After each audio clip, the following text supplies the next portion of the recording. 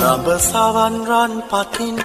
දන නෙතින් තදින් බඳිමින් මිනිමෙවුල පනවමින් පිපි සමන් සුන්දරමින් රණ හසුන් පිහිනමින් තුනු විලෙහි සිරිය මවමින් උන් රඟති වයතිගී ගය ගයාමි යුරු අරිතින් දහමින් බැඳි සිට මදින්ට මාරසෙන් වටින් උන් පරදා අප මහසත් පාරමී බෙලෙන් සෙවමින් බෝපත් අතරේ ගැලු අඹගඟින් පවසින් දහමේ නිවුනේ දම් අමාරසින්